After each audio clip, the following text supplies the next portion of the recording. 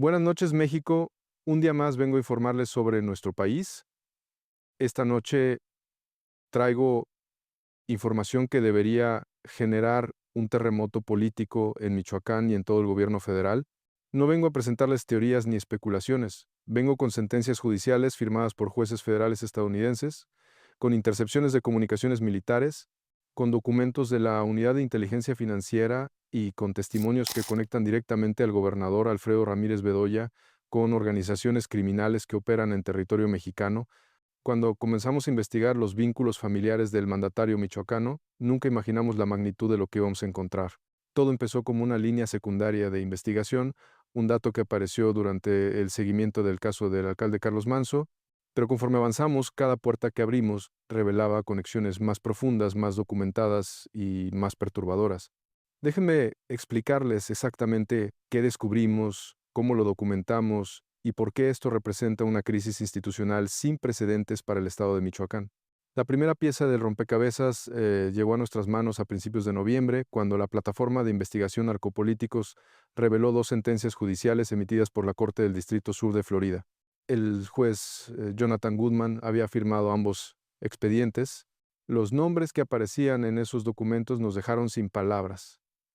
Adalberto Fructoso Comparán Rodríguez, conocido como El Fruto, y su hijo Adalberto Comparán Bedoya.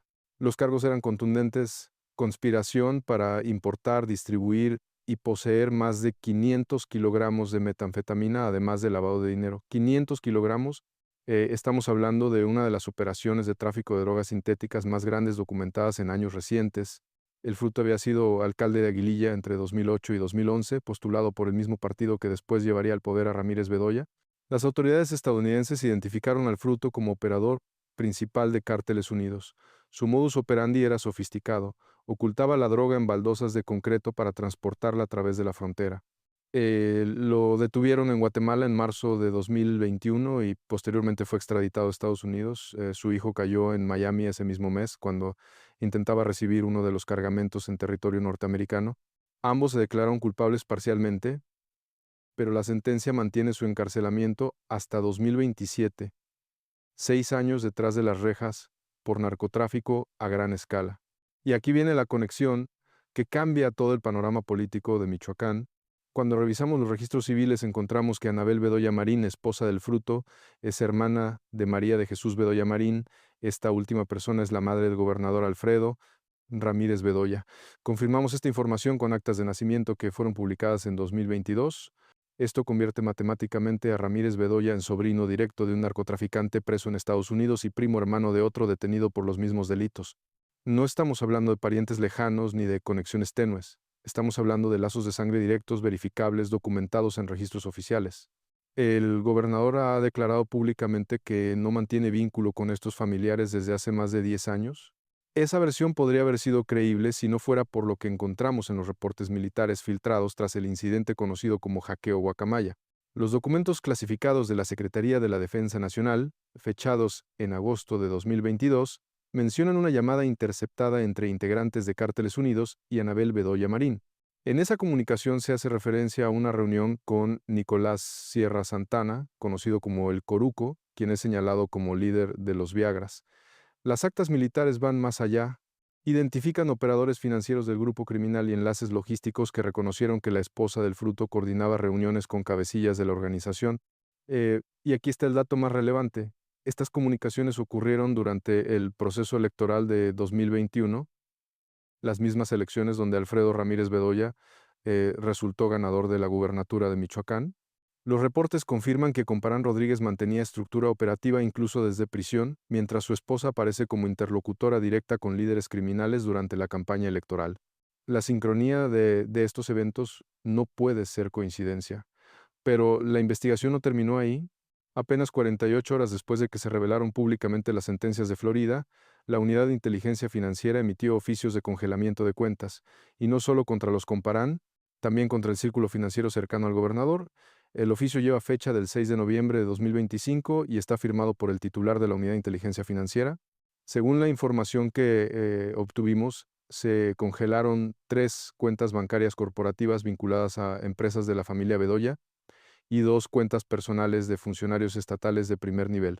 Los montos congelados suman más de 47 millones de pesos en activos líquidos.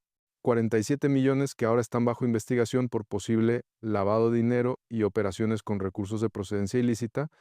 Los analistas financieros ya identificaron movimientos sospechosos en estas cuentas, transferencias internacionales desde jurisdicciones conocidas por su opacidad fiscal, depósitos en efectivo que superan ampliamente los ingresos declarados de los titulares y pagos fraccionados a proveedores, que al ser verificados resultaron ser empresas fantasmas sin operaciones reales.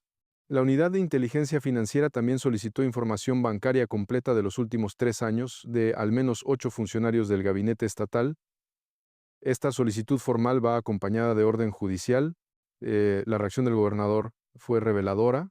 Convocó una conferencia de prensa de emergencia donde declaró que todo se trataba de persecución política, que estábamos en tiempos electorales y que había fuerzas queriendo desestabilizar su gobierno, pero en ningún momento de esa conferencia mencionó a sus familiares presos en Florida, no explicó las intercepciones militares que involucran a su tía, no aclaró por qué su círculo cercano tiene 47 millones de pesos congelados, solo habló de victimización.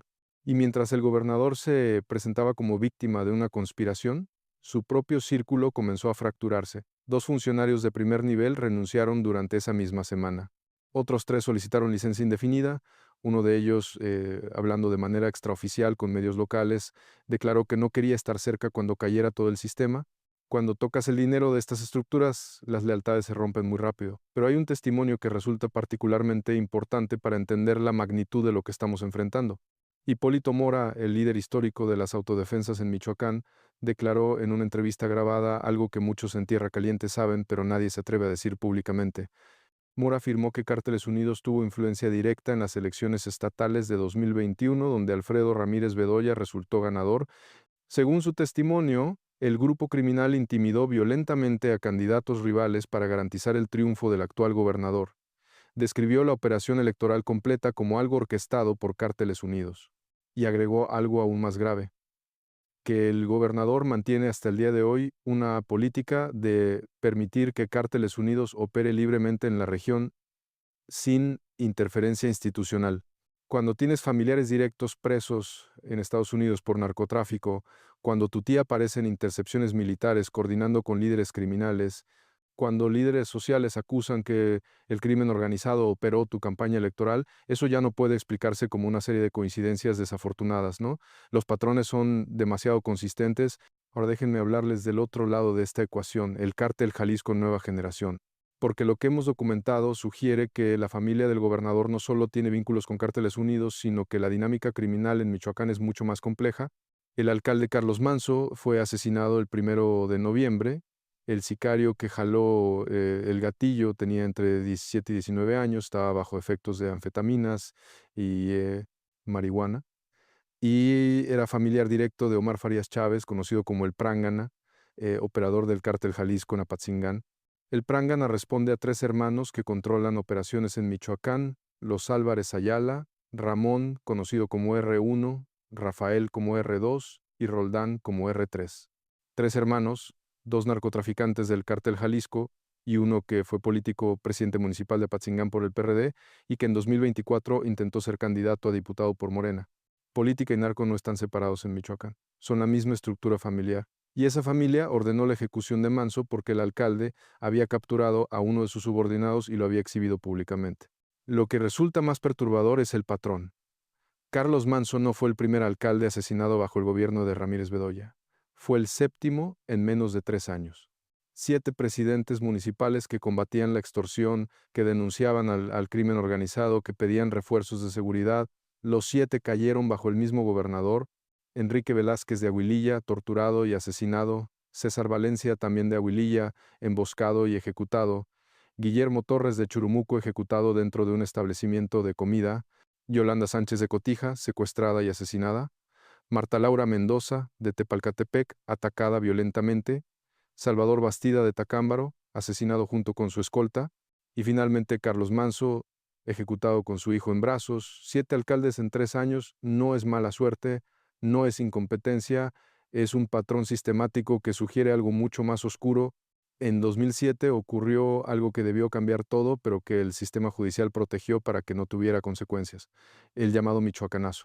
Arrestaron a decenas de funcionarios del PRD vinculados con narcotráfico. Roldán Álvarez, el R3, fue uno de los detenidos. Era presidente municipal de Apatzingán y lo acusaron formalmente de trabajar para el crimen organizado, pero lo liberaron, a él y a casi todos los demás. El sistema judicial los protegió mediante sentencias absolutorias que carecían de sustento jurídico sólido. R3 siguió haciendo política como si nada hubiera pasado. Sus hermanos R1 y R2 siguieron operando para el cártel Jalisco y 18 años después, esa misma estructura familiar ordenó el asesinato de Carlos Manso.